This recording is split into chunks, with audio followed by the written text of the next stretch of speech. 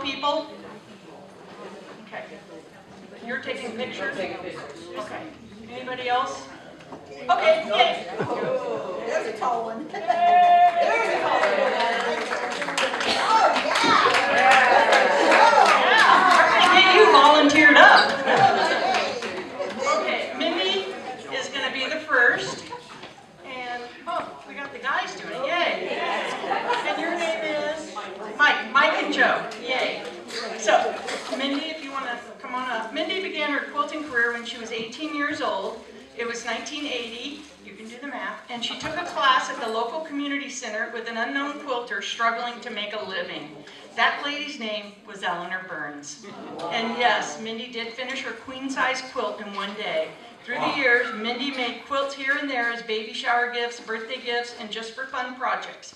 It wasn't until she moved to Wisconsin in '96 that her love of quilting took off. She bought her first long arm in '01 and started quilting for others part-time. In '04, she left the corporate world and began quilting for others full-time. She purchased a second long arm and ran 2 computerized APQS machines full-time for over 10 years. Now, I have a bit of information here. Do any of you know Karen McTavish? She bought one of her machines. So, Autograph. yeah. Is it McTavish? It is McTavish. Yes. Yes. Let's see, in '08, she entered a quilt in the Paducah Quilt Show and placed 3rd. That quilt was also chosen for the 2009 Quilt AQS Wall Calendar. In 2017, Mindy downsized her business, selling one machine when she moved to Florida. She kept the other machine in Wisconsin and still quilts for her ladies up there every summer. It wasn't long before she realized she couldn't go all winter without a long arm, and we couldn't go without her. She purchased a machine for Florida. Is that the McTavish one here? Yep. That's up in Wisconsin, so you can't see it. You have to go visit her up there. Through the years, Mindy's quilting passion has changed from different piecing techniques to embroidery to design. Her current interest is in wool applique and embroidery techniques, and her primary love is still the quilting. I present Mindy Skinner. So now it's not going to take me 10 minutes because that was about 7 of it. No.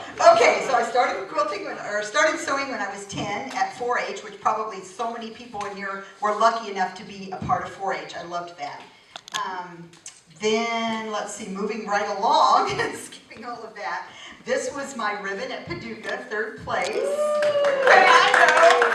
And I was Miss July that year. My husband's married to a calendar girl. That makes you a centerfold. That was my quilt. It won every competition that it was ever in. But it also made me considered a professional quilter. Because if you enter a competition that has over a certain dollar amount in prizes and you place, you don't have to win. If you place, you're considered a professional quilter and you can no longer enter any competition that says it's for amateurs. So, yeah, bummer. Okay, so I am a snowbird, Wisconsin to Florida. I lived in Indiana, California, then South Carolina, then back to California, then to Wisconsin, and now to Florida. So packing up and moving cross-country doesn't scare me at all. And during that time, we raised 2 girls, and we also have 2 grandkids, and that's why we keep going back to Wisconsin. In preparing for this, I made a list of all the people who I had given a quilt to that I could remember, and it came to 70. That's just who I could remember, and that doesn't count charity quilts that I've done or where a friend or relative would say, Mindy, so-and-so's getting married. How about I make the top and you quilt it and we give it as a gift? I don't even know how many of those I've done. And I still have a lot of quilts at home. Crazy. Okay, so then the first quilt that I brought, my husband actually said, are you going to take that quilt? Because this is the most sentimental quilt to me. Guys. Oh, yeah. So this quilt is called My Marine, My Love. And I made it for my husband. It's all red, white, and blue. It was before it was computerized, so I had my own long arm. This is the pattern. It's called Eureka, and I made this pattern more than once. And if you look closely, this is actually a log cabin quilt. Every round of it is a log cabin block that's just placed different ways. And corners on it and everything. And I wish I had been computerized when I did this. I've got giant eagles quilted in the corner and I don't like little hearts because it's my Marine, my love. And I made this in 2004, and ever since then, every single card that I've received from my husband, he's signed it, your Marine, your love. 2004. Okay, the next quilt is a sampler quilt that I did. I taught this class in Wisconsin, and this is something you could do if you've been making your 12 blocks, block of the month. There's just 12 blocks in here. Is there 12? Yeah, 4 by 3. But it's the setting. And this came from this book, Sampler Schoolhouse. But all of those red squares, those are just the sashing. It's just a way that you piece the sashing. You can see clearly the 12 blocks that are in it. And this class started with learning 90-degree, get your accurate 1/4 inch, then 45-degree, then we went to 30 and 60, we did paper piecing, we did applique, and then a lot of different setting options. It was, I think, about a 6-week class, and I'm really proud to say that one of the girls that took the class, she had taken a class at a college, didn't learn her quilting, she liked, the class that I taught, and she now owns a quilting retreat. She's a pretty successful quilter. So, okay, that's my sampler quilt. The next quilt, I got into collaborative quilting, which is working with other people. You might row by row or round by round or whatever. So 6 people did this one, and this quilt and the other 6 quilts that we did were a special exhibit at the Madison Quilt Expo in 2014. So the only thing that I actually made on this quilt is that kind of like a center star in the middle. So there were 6 people, and I highly recommend doing a collaborative quilt. The key to it is you have to get people who are equal as to your skill level. Very important. So the 6 of us came together, and we all made one block. I made that center star, and then we put it in a box that we would never see again for over a year. We came together and we had assigned seats because we couldn't remember what order we had passed this. So I passed my block to the left, and I said, whatever I end up with, I'm going to put it in a room in my house called the Bear's Den. We lived in a log cabin. So the first round was this around the block, and you had to do a 4-inch that had something to do with squares. The second round, you had to set it on point. But if you set a block on point, you no longer have an even mathematical number. So the next person had to do something in order to get theirs to work. The next round was a log cabin round. And that woman knew I was putting it in a room called the Bear's Den. So she took a log cabin block and made bear paws out of it. The next round was stars. So that round there, and everybody designed their own. They had to do it, there was no pattern. The next round was triangles, and she did 2 ends. Another thing that's important, don't pick someone for your group who's really busy. They'll fall behind, messes up the whole group, and you don't get a lot. And then when it came back to me, it wasn't big enough for a bed, so I put the final border on it. So, and this is what hung with it at the Madison Quilt Expo. So it shows the quilt as it goes, adding all 6 rounds. How many were in the group? 6. And you can set your own rules. If you don't want to do a row with squares, do a row with... Did you give them the fabric? No. If your center block, you might put your leftovers in there, you might put a yard of some background. One lady, her center block was so pretty, and it was just had all these reds and a little turquoise, and she said, I know this is red, but I don't want a red quilt. I'm like, okay.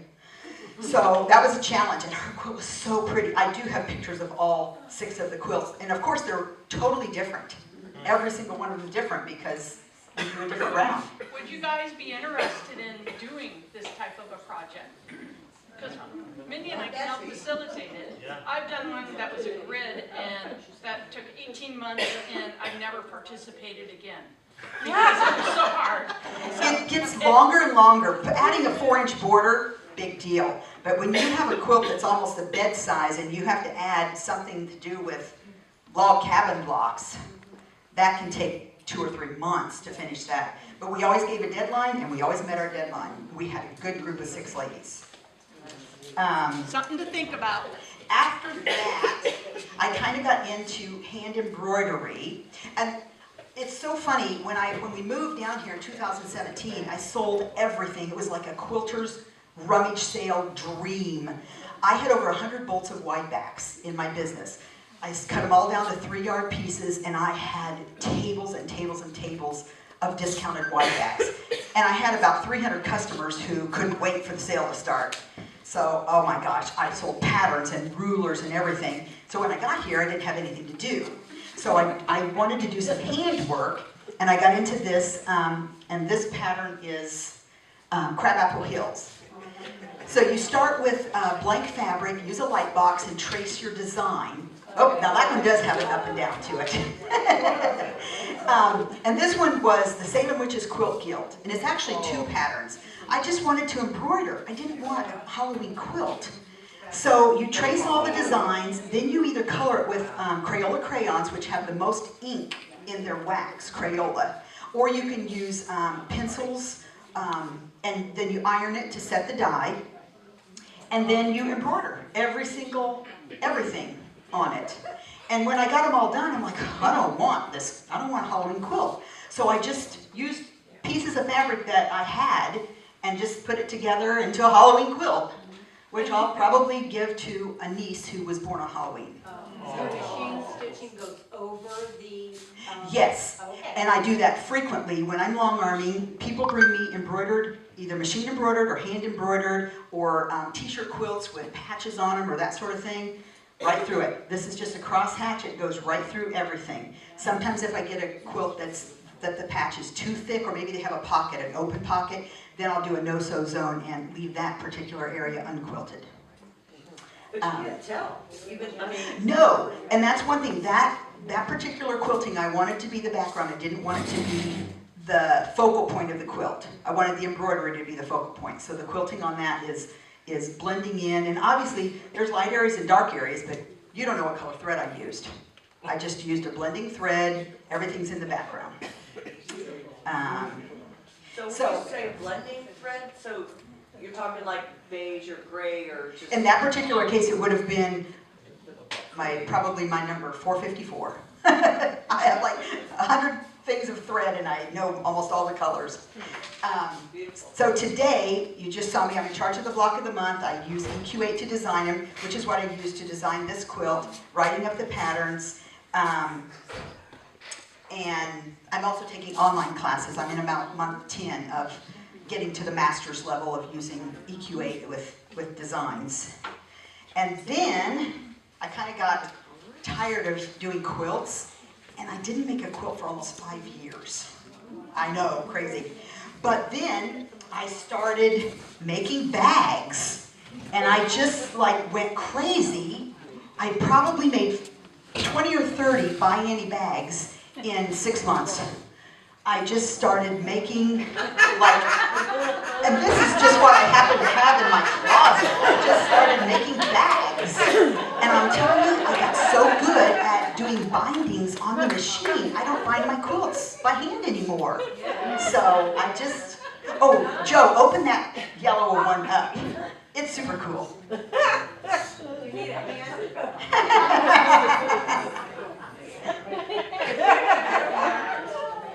My trigger finger isn't working.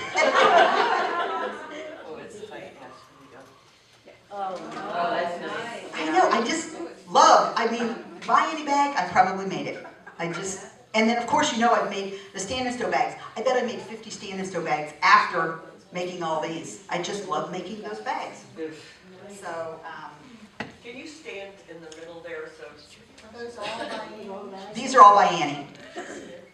By Mindy, by Annie. Okay, got it. Hold back. There we go. There we go. Everybody smile. Thank you. And that's me in a nutshell.